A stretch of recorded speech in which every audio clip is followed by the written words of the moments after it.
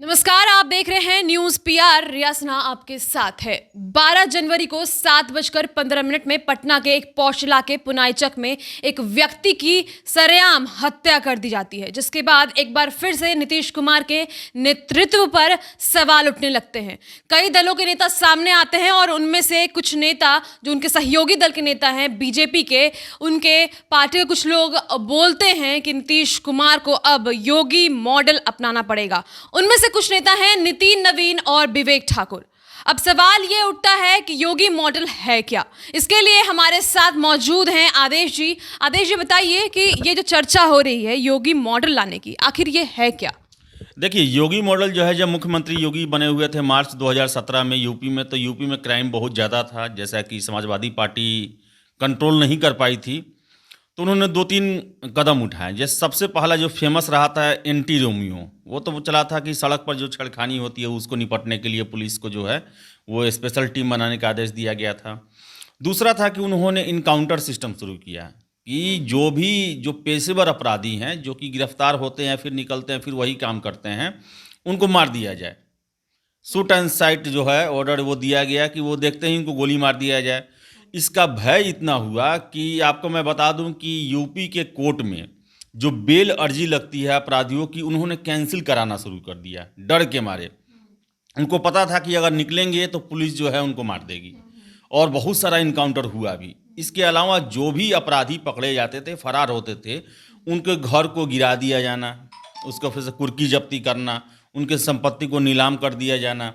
अब देखिए CAA जैसे हुआ था यूपी में, तो वहाँ पर जो भी उपद्रव मचाया लोग, उन लोगों का फोटो चिपकाया गया, उनका एक एक नुकसान का भरपाई कराया गया। मीन्स कहने का मतलब है कि जो लॉ एंड ऑर्डर में जो सिचुएशन कंट्रोल के लिए आप जो है एकदम उसके विरोधी, जैसे कि उसमें कोई छूट नहीं, कोई ये नहीं, वो जाति धर्म संप्रदाय पंथ सब कुछ छोड़कर एकदम स्ट्रिक्ट एक्शन लेना जो कि कानून सम्मत हो, और इतना डर भर देना कि आगे से कोई भी कुछ करने से पहले 10 बार सोचे। जैसे कि आप देखिए CAA को लेकर पूरे देश में चला, लेकिन एक बार योगी ने वहाँ कदम उठाया, उसके बाद पूरे उत्तर प्रदेश में नागरिकता कानून को लेकर कोई भी विरोध नहीं हुआ। सब कोई डर गया कि अगर जाएंगे तो घर बेचकर भी हमारा संपत्ति ले लिया जाएगा। विकास दुबे के मामले में देख लीजिए आप, तो उस समय भी क्या हुआ, उनके घर को पूरा तोड़ा गया। जो उस अपराध में शामिल थे सारे लोग को मारा गया।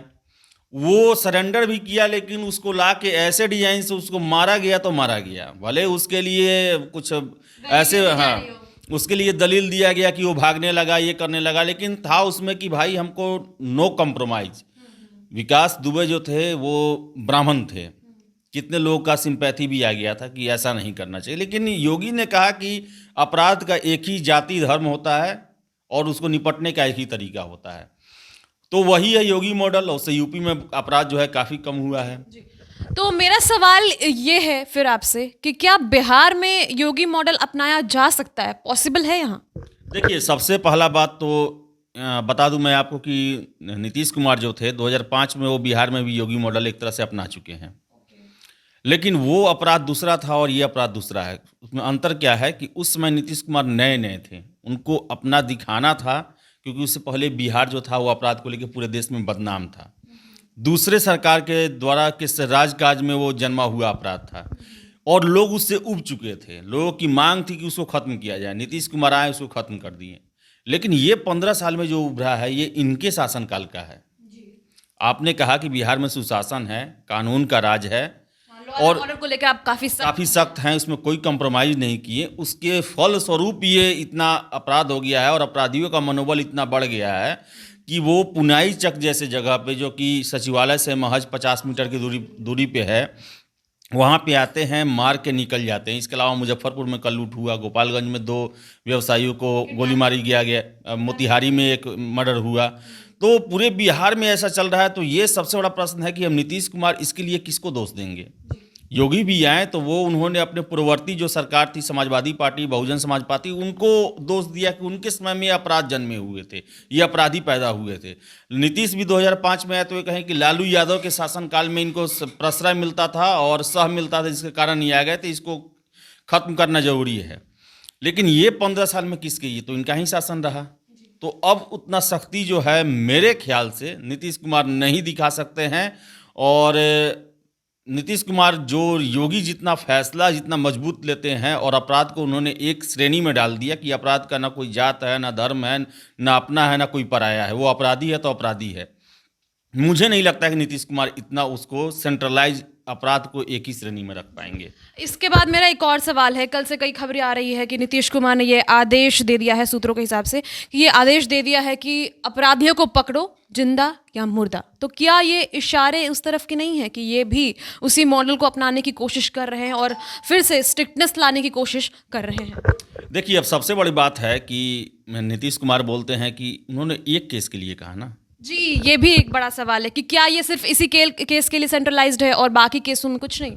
वही तो उन्होंने कहा कि 48 घंटा में, ये नहीं उन्होंने बोला कि जो 48 घंटे में जितने हत्याएं राज्य में हुई है उन सभी को जो अपराधी हैं उनको पकड़ा जाए। उन्होंने केवल रुपेश सिंह के लिए कहा, just because this is a big profile case. हाँ, क्योंकि इसका जो है वो आपको बता दूं कि जो दिल्ली की मीडिया है, पटना की मीडिया है, पूरा इस पे हाय तौबा मचाए हुए और सरकार की किरकिरी हो रही है। इसको कम करने के लिए उन्होंने एक दिखाने की कोशिश किया है कि हम जो है अपराधियों को नहीं छोड़ेंगे। लेकिन योगी मॉडल उस समय कहा जाता जब वो पूरे सूबे के अपराधियों के लिए मैसेज देते हैं, इतने बड़े लूटकांड। हाँ, लूटकांड देते। और सबसे बड़ी बात कि नीतीश कुमार जो हैं वो पुलिस को फ्री हैंड नहीं दे रहे हैं, वो पुलिस पर लगाम लगाने की उनकी रणनीति है। जैसे सीआईडी को उन्होंने लगाया कि सीआईडी जो है इनके कार्यों का निरीक्षण करेगा और देखेगा कि पुलिस सही तरीके से काम कर रही है कि नहीं कर रही है। तो सबसे बड़ा प्रश्न क्या है कि अभी नीतीश कुमार के सामने है कि पहले पुलिस को दुरुस्त करें।